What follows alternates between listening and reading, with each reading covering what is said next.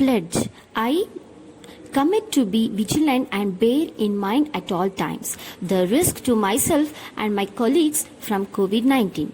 I promise to take all necessary precautions that prevent the spread of this deadly virus. I promise to follow and encourage others to follow the key COVID appropriate behaviors, to always wear a mask, face cover, especially when in public places, to maintain a minimum distance of 6 feet from others, to wash my hands frequently and thoroughly with soap and water. Together, we will win this fight against COVID-19.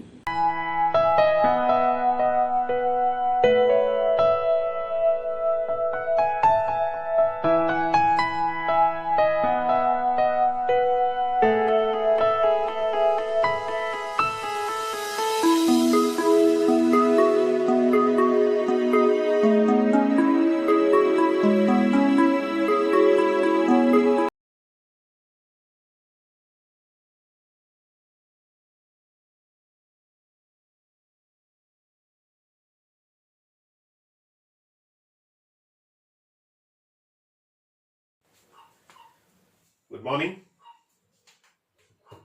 So last class we talked about the regional powers or regional rise of independent regional kingdoms, that is in India in the 18th century. So in this concept, so we had finished talking about, or we discussed about the two major topics in the previous classes. The topics like decline of Mughal Empire and rise of independent regional powers. Now let us move towards the new lesson. So that will be the lesson called the rise of British power in Bengal. So in the previous class itself I said British, to implement their political power in India, they thought of capturing Bengal. For that purpose, there were a bit circus taken between the British and between the Indian rulers. Okay, so all these things, we are going to see here.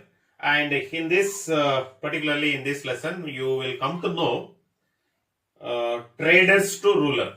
Now, actually, British were traders. How they became rulers? Okay, to become a rulers, their target was Bengal. To capture a Bengal or to turn British people into rulers in India, what they did. So that we are going to see in this particular lesson. So first we will be talking about the traders to rulers. So in this particular concept, so we will be talking about rise of British power in Bengal. Then second topic we are going to discuss in this is expansion of British power in India. Okay, so these are the two topics in this particular concept of traders to rulers in this concept. So we are going to talk. So today's class, we will have an introduction. Okay, introduction about British. And at the time of British, one more group people also were there, that is French people in India. So about their two introductions we will have it. Next class we will go with the how British people thought of capturing Bengal and what was the purpose behind it. All the things we are going to see it in the next class. So today's class we are going to talk about three topics, that is advent of British in India. Okay, so some introduction about British people. Then we are going detail about British people, and we will talk about the French East India Company and British East India Company. Then directly we will go with British people in India. So it is been said that in the advent of the British in India, the British first came to India as a traders. It's known to everyone.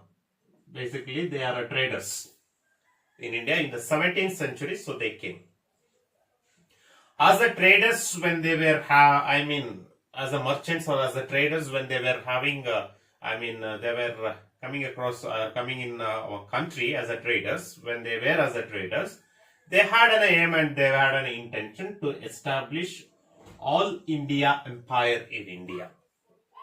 Okay, when the 17th century, when they came. So when they came to 17th century to establish an all India empire, so lot of plannings, lot of procedures, all these things were happening between the British people. So finally, the British in 18th century, 17th century came as a traders. So almost a century they took to prepare to establish all India empire. So that happened in the end of the 18th century. So how? By the conquest of Bengal. Okay, capturing Bengal and having control over the Bengal. So there the rulers, the British people started to rule India. So how they conquered Bengal, how was the conquest on the Bengal, that we will see in the coming topics. Okay, so it is being said that 17th century as a traders they entered India. Then they thought of establishing all India empire. That establishing all India empire, so that thought in their mind came to success by having a capture of Bengal, and they began their rule in India in the 18th century. Okay, end of the 18th century. That's the one aspect so which we are having it. So before talking about the British conquering or British conquest of Bengal, let us know who are these British people. And at the same time, we were having also the French people also. You know, many foreign countries had, for the trade they had come to India. Especially 17th century in India, we had Portuguese people were there. Okay, in 17th century. Then after that, Portuguese, Denmark, Holland, Poland. Okay, then British and the French. So like this, several foreign countries. But the survived in the time of 17th century or at the time of 18th century. We could see. At the time of 18th century, English, British East India Company, then French East India Company in the 17th century. Okay, these two people were the personalities, and these people had settled in the north. These people had settled in the south. Okay, so let us see something about them. First, we will talk about this English East India Company, then French East India, who they are basically. If you see, English East India Company was established by a small group of British merchants in 1600 century. They are nothing but English East India. A group of British merchants. They are nothing but English East India Company. How do they entered India? If you see, at the time of 17th century, at the time of 17th century, Queen Victoria. At the time of the 17th century. Before that, right now we are having a Queen Victoria. The second is the Queen of England. So in 17th century, Queen of England, Elizabeth I, she is the person who granted the small groups of British merchants to trade in the east part. So that in that India is one. Okay. And when they are given permission to have a trade, when the Elizabeth I, when she granted a small group of merchants to have a trade, so they came to India. That's how the Vasco da Gama's new sea route to India. So that made easy for a British people to enter India. So they came to India, they settled in India, and they established the first factory you can see in Surat in 1612th century. But it was a factory, but it was used for trading settlements. What are trading? It was a warehouse, storage of goods. It was an office to maintain records. It was a residential quarters for the servants. For these three purposes, they were using this Surat factory. But it was not a factory, but it was started as a factory, but that factory was used for these trading settlements. Then after that, if you see, in 1623, they established Surat, they established the factories, Broch, they established Ahmedabad, Agra, Vasoli-Pattanam. So like this, they established it. Okay. And here one important thing we can have is Sir Thomas Rao. So he was a British ambassador who came to the court of Jahangir and who took or who had obtained a trade concession in India, who were granted to have a trade concession. After that, only British people slowly they started to have a trade in India. And later on, if you see, The British had established even trading settlements in Madras in 1639, and that trading settlement place was called as Fort St. George, even today it is there. Then Calcutta, 16th century, it was called as Fort William. Then after that, if you see the main aspect of this, if you see, there were 3 headquarters for British people for their trading settlements, which they taken up in India. That was Madras, Bombay, and Calcutta. They became an headquarters of British settlement in India, that is to southern, western, eastern regions. Okay, and each headquarters like Madras, Calcutta, Bombay, each were called as presidencies. Madras Presidency, Bombay Presidency, Calcutta Presidency. Okay, they were called like divisions. And to that division, each division, one governor was appointed who were taking care of the trading settlements. Okay, and all this, the Madras, Bombay, and Calcutta joining together, and they established. Okay, they established one association or one organization. So that was called as United Company of Merchant of England Trading to the East Indies. Okay, so like this one organization they started. Under this organization, all trading companies comes, which will be directly under the control of the Queen Elizabeth I, or the throne of England. Okay, this is something about the British people we are having it. Okay, that's about the English East India Company which we are having it, or which we are talking. Then when we see next second group, if you see, that is French East India Company, the French people. It has been said that the French East India Company was formed in 1664 century. They were formed, and their headquarters was Pondicherry. Today it is called as Puducherry. Okay, in South India, Madras. And it was, it also established trading settlements in Surat, Musolipatnam, Chandranagur, and Mahi. Okay, so this was about the French. We are not going about French East India Company more. Okay, so that's the one basic things which we are having. Their settlement was in Pondicherry. The settlement, 1664. There some of the major settlements factories were Surat, Musolipatnam, Chandranagur, and Mahi. This is the one thing.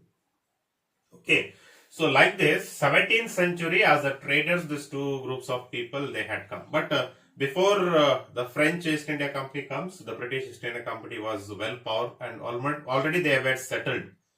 But these two people had one intention. So that one intention was this political influence. They wanted to have a political domination of our country under one personality. Okay, one person. Now, British East India Company cannot say, South you take care, North we will take care. No. Or English East India Company cannot quit from the influence, and they cannot go back to England, and they cannot ask French East India Company to rule India. Okay. So instead, both of their intention, okay, English East India Company intention as well as the French East India Company's intentions, their both intention was only one, that was political influence of India should be under their control. Okay, they wanted the India to be controlled by them. Okay, so if they want to control the India under their, control, they cannot give up. Individually, they cannot give up. Okay, these two personalities, why they thought the India should be under their influence? Because the Mughal decline was there. The weakness of Mughal rulers, seeing that these people are decided. Okay, so that decision of political influence in India, so made a rivalry. Rivalry means a clash between these two people. Okay, that is English East India Company and French East India Company. Okay, so that clash between these two people to decide the political domination of our country, we call it as an Anglo-French rivalry. Okay, so Anglo-French rivalry we are having it. Okay, where these two people are fighting each other, where they were supported by the Indian rulers to have the political domination over the India. So these two people, they start to fight. Okay, so next class, so we will see, or next class we will go through the fight between these two people to have a political influence over India with the support of Indian rulers. They started the fight. Now finally, where they were fought, where the fight had taken up, the fight is called as what? The Anglo-French rivalry. How they were fought, okay, and finally who won the, rivalry in India, and finally who won the war between these two people, and whose domination started to take place, either French East India Company or English East India Company. So that we are going to see in the next class with the topic Anglo-French rivalry. Okay, so there we will talk, and we will delete one personalities, either French East India Company or English East India Company. So we will delete one group, and we will start talking about one particular group where the capturing of Bengal takes up. Okay, so that and all we will see it in the next class. So that's about the English East India Company and the French East India Company, so which we are having it. So tomorrow's class we will talk about the Anglo-French rivalry, and one more topic we will talk, that is what made British people to capture this Bengal. Okay, what intention, why was the intention, and what was the speciality in Bengal. So that and all we will see it in the next class. Thank you.